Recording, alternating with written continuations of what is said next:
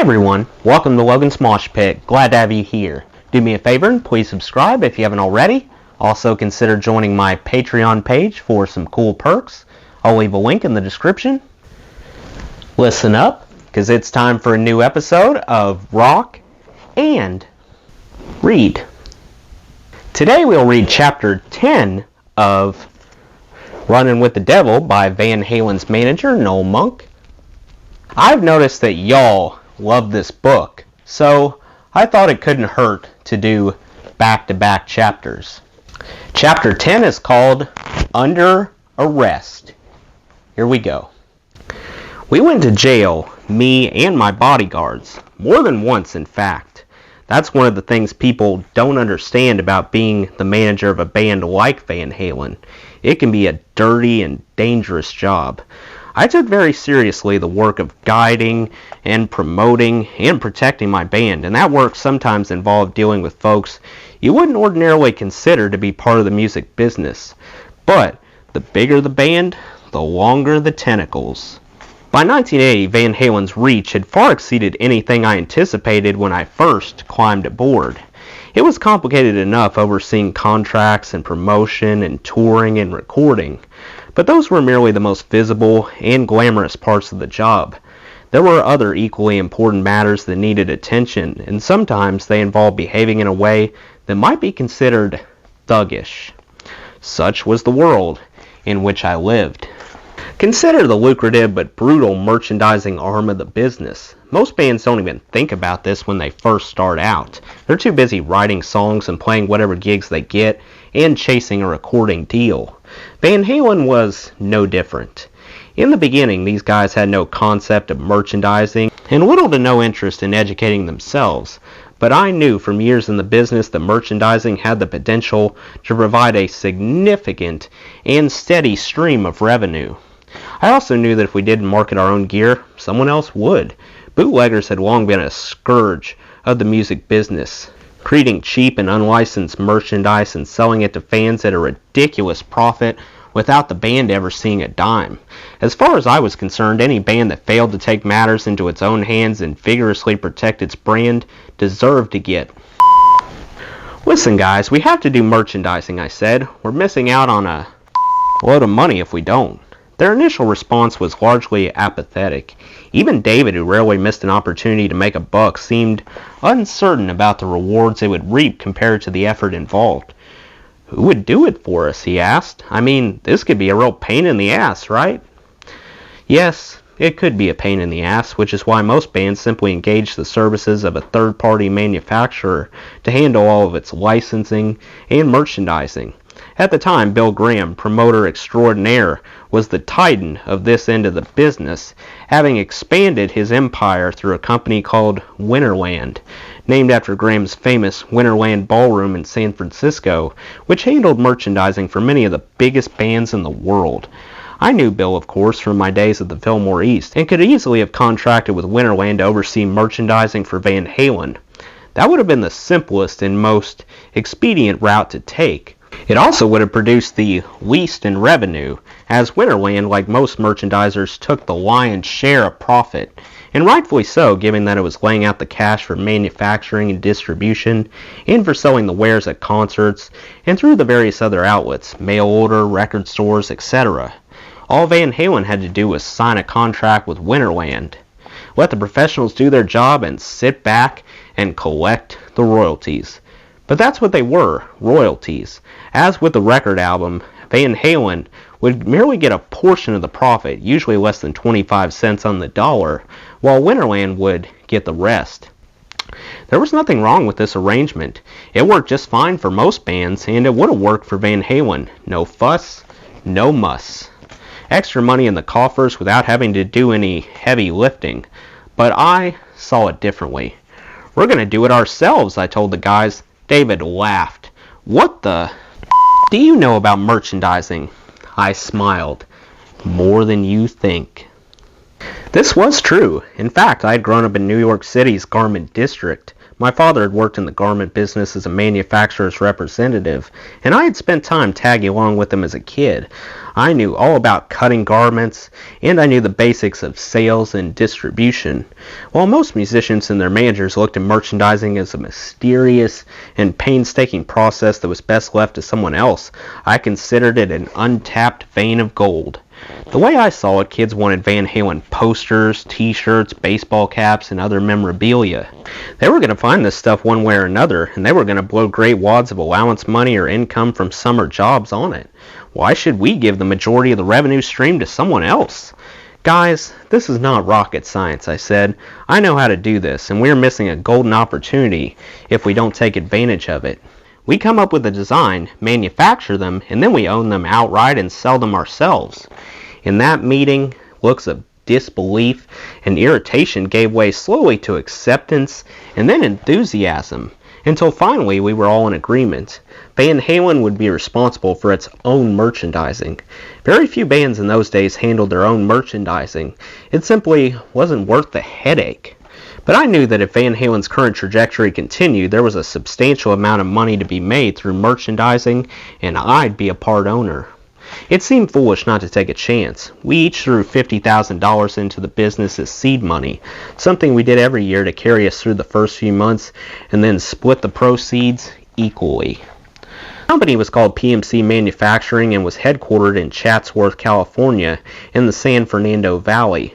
While it was a bit of a hassle to get the project up and running, not to mention figuring out logistics of manufacturing, distribution, policing our venues, and chasing away bootleggers, it was well worth the effort.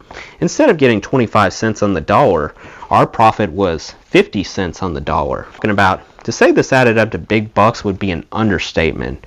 We're talking about hundreds of thousands of dollars changing hands every week at Van Halen concerts. By 1981, I had a semi making a round trip to Los Angeles every month to pick up more than $1 million in merchandise. By 1982, we were grossing $250,000 every night in merchandise.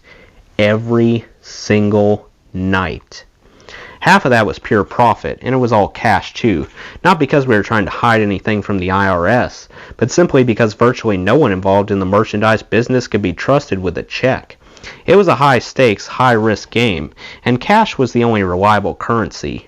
So if we did a weekend series of shows, Friday, Saturday, Sunday, I'd often leave with as much as $750,000 in cash by Monday morning. I had a 30-day contract, but I was probably making more money than any manager in the business, thanks to a merchandising venture that was effectively doubling our income. If there was a downside to all of this, it was that carrying around vast sums of cash was risky business indeed. In addition to dealing with legitimate issues when passing through customs during international travel, there was the far more tangible threat of being mugged and robbed. This was a serious amount of money, the kind that bad people were willing to do very bad things to obtain.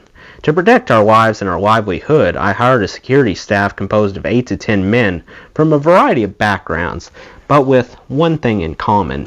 They were physically intimidating and not even slightly averse to violence or confrontation.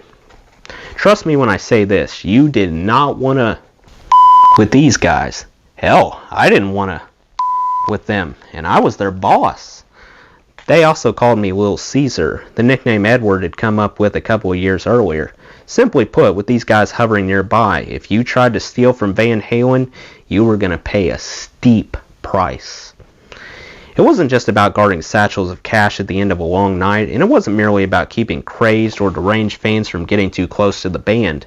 A significant part of the job involved protecting the Van Halen brand at concert venues at home and abroad. You see, with ownership of our merchandising business came the responsibility of ridding ourselves of bootleggers who sought to cash in on the band's fame and popularity through bootlegged merchandise. We did this with great vigor, harassing and squashing anyone who tried to infiltrate our turf. It was ugly and sometimes brutal work. A certain disposition was required. The guys I hired for security had the right temperament. Truth be told, so did I. With a background in martial arts and a permit to carry a concealed weapon, I wasn't new to these kinds of confrontations, and they didn't bother me. I had been made an honorary member of the NYPD after helping save the life of a police officer who had been attacked in the line of duty. All this came in handy when dealing with large segments of the music business, where tenderness is usually rewarded with an ass-kicking. Managing a band of Van Halen's scale could be enormously stressful, and I have to admit that there were times when I relieved that stress by wandering out into the parking lot and confronting bootleggers. If the confrontation escalated into physicality, well, that was okay by me. The way I saw it, these guys were nothing more than thieves. If they were stupid enough to sell counterfeit t-shirts out of the back of a van at our shows and think they could get away with it, they were sorely misinformed. This was hallowed ground for us, and we guarded it with our lives. It helped that we had the support of security at virtually every performance venue. For instance, the head of security at the Atlanta Omni, a former cop named Henry, whom I had known for years, well before Van Halen, was more than happy to look the other way when we challenged the counterfeiters in his building. "Noel, I know that you're pretty rough on these he said to me on the eve of a show. "I don't like them either, so I understand where you're coming from. Just do me a favor. I don't want to find any bodies within 3 days of when you leave town." We both cracked up. "Don't worry, Henry," I said. "I promise it'll take at least 4 days to find any bodies." The Bootleg Wars, as I like to refer to this period in Van Halen history, was a vicious but essential stage of the band's development, at least from a business perspective. Van Halen might have been a party band that espoused mainly the time-honored teenage pursuits of inebriation and sex, but behind the scenes, they were an entity seriously devoted to protecting and furthering their own brand. Merchandising was central to this pursuit, and we crushed anyone who attempted to illegally infringe upon our business. There was no other option. Eventually, through the help of Jules Logan, a copyright infringement attorney, we were able to obtain a nationwide injunction against the bootleggers that resulted in our being assisted by U.S. Marshals in the confiscation of counterfeit t-shirts at many concert venues. This naturally cut down on much of the headbanging we normally perpetrated on the bootleggers, which was a bit of a drag, but it did have a profound and lasting impact on their ability to undercut and interfere with our business. Bootlegging was then, and remains today, a slippery enterprise that is almost impossible to completely eradicate, but we certainly didn't make it easy for them. Over the years, we confiscated tens of thousands of counterfeit t-shirts, all of which were collected as evidence to be used, if necessary, in the federal case against the bootleggers. In 1984, I finally went to Jules and said, "For crying out loud, what the am I going to do with all these shirts?" "Let's ask the judge," Jules suggested. The judge's response was, in essence, "Do whatever you want with them. They're yours now." Our accountant wanted us to write them off as a business loss on our taxes, but that didn't seem right, nor did it seem appropriate to sell the merchandise, even at bargain basement prices. I don't believe in profiting from ill-gotten gains. Besides, the shirts were of low quality, and I didn't want anyone paying for something like that when it represented their love for Van Halen. These were lousy polyester shirts mass-produced in some third-world country, probably on the backs of child labor. Our licensed t-shirts were a 50-50 cotton blend manufactured in the U.S. In the end, I made a unilateral decision to donate all the counterfeit t-shirts to charity. I gave 1,000 or more t-shirts to every police department with which we worked on a regular basis, and they in turn donated the shirts to their local police athletic league. There were other charities as well that received shipments of free t-shirts that they could sell or auction to support their endeavors. It was important for us to maintain at least a cordial relationship with police departments throughout the country. After all, we needed cops to get our job done. Every concert involved heavy interaction with the local police force, as they were responsible for traffic management, crowd control, security, and a dozen other issues. At every show, the cops can make your job harder or easier, so it only made sense to develop an atmosphere of mutual trust and respect. I liked cops and appreciated the fact that they had a difficult and dangerous mission. I also understood that if they wanted to make our lives miserable, ours after all was a business in which illicit activity of one type or another was an everyday occurrence, they could easily do that. Getting this point across to the band was sometimes a bit of a challenge. Wait a minute, Noel likes cops? What's that about? We hate cops. In time, they came to understand and appreciate these relationships as being crucial to their success and enjoyment on the road. It's worth noting that despite all the drugs that the band carried with them from city to city and ingested on buses and airplanes and in hotel rooms and backstage, only once in 7 years did their behavior result in an arrest, when David stupidly tossed a lit joint into the crowd in Cincinnati. The reason they so often avoided persecution is because I always greased the cops, except in the Northeast, where a gratuity was far more likely to be misconstrued as a bribe. But in the South, where we usually started our tours, the cops who were assigned to the venue made nothing, so I would tip every one of them $50, and I'd give the manager of the facility and the head of the precinct $100. To a working-class police officer in 1980, this was not a small sum. It demonstrated our appreciation for their efforts and helped lessen the chances of their busting our balls about smoking weed backstage. In general, it just lightened the mood for everyone. Band members, crew, fans. Still, my chummy relationship with law enforcement did sometimes lead to awkward encounters.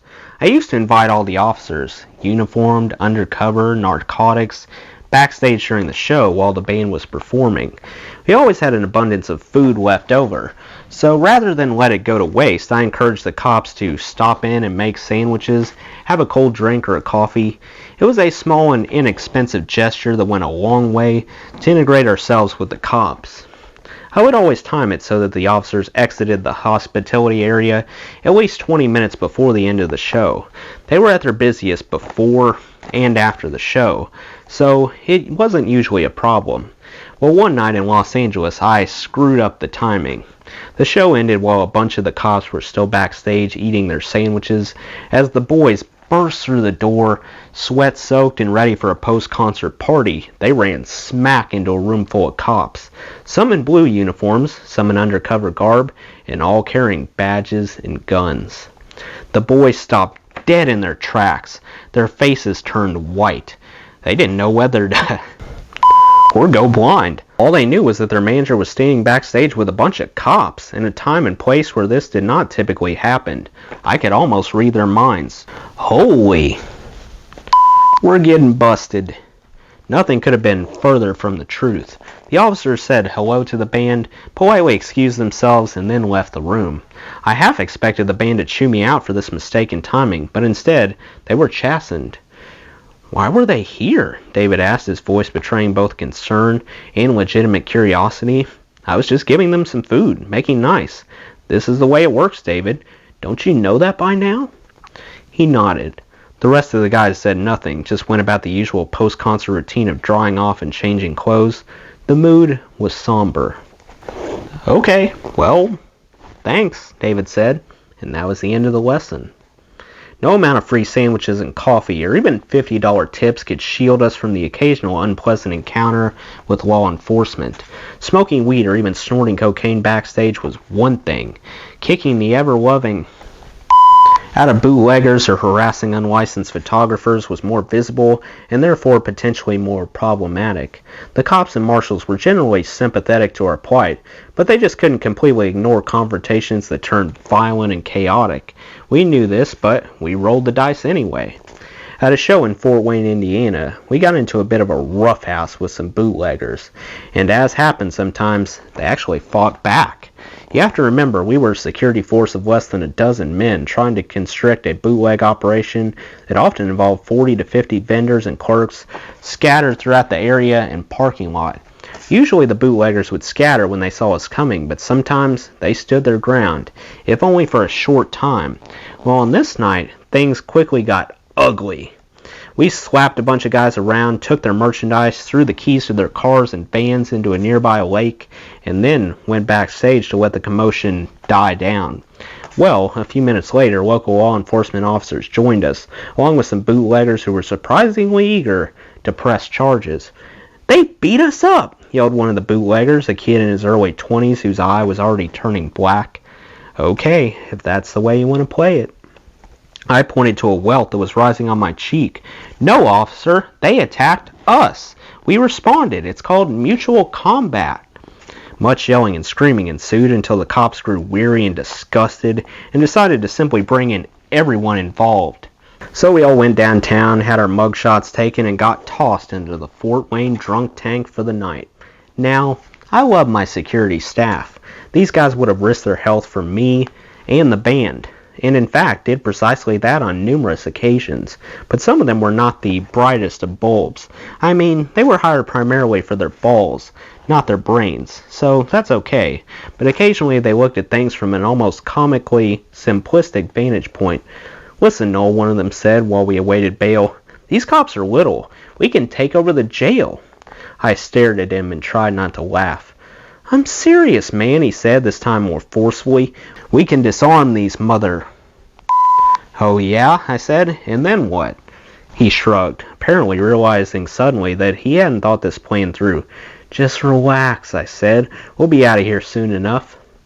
For the next several hours we passed the time by pitching quarters in a corner of a cell. The agreement was this: each time someone was bailed out, he would leave his quarters behind. The last person to get bailed out would get the entire pot, which amounted to only a few dollars, but nevertheless, this exercise helped the clock move more quickly. By morning, we were all out and back out on the road. We ended up just being released, which did nothing to dissuade us from continuing to fight the bootleg wars. It's funny, prior to working with Van Halen, I had been arrested only once in my entire life, when I was a teenager, and I beat the rap on that one. But I spent time in jail twice during my time as manager of Van Halen. The other time occurred in San Diego in the summer of 1980, and resulted once again from our security staff zealously guarding the Van Halen brand. This included not just confronting bootleggers, but also amateur photographers and videographers. Times have changed, to put it mildly. Today, with smartphones putting out high-quality video and photographic and even audio content in the hands of virtually every concert goer, there is no way to prevent fans from capturing the experience for themselves. 30 or 40 years ago, however, it was much easier to shut down this practice, as it required some fairly sophisticated and unwieldy equipment. Typically, the people who owned this sort of gear and who were willing to try to sneak into a show did so not because they were interested only in a simple souvenir, but because they hoped to sell the images or video or audio recordings. Really, this was just another type of bootlegging, and we challenged it righteously. Cameras and recording equipment were not permitted at Van Halen shows, or at any shows for that matter. If a camera-touting fan managed to slip through the cracks and we caught them wandering through the venue, we would confiscate their film or tape and then return their equipment. In San Diego, one particularly brazen young man stood outside the door to the VIP area as I exited before the show with two of my security staff, Bill and Mickey.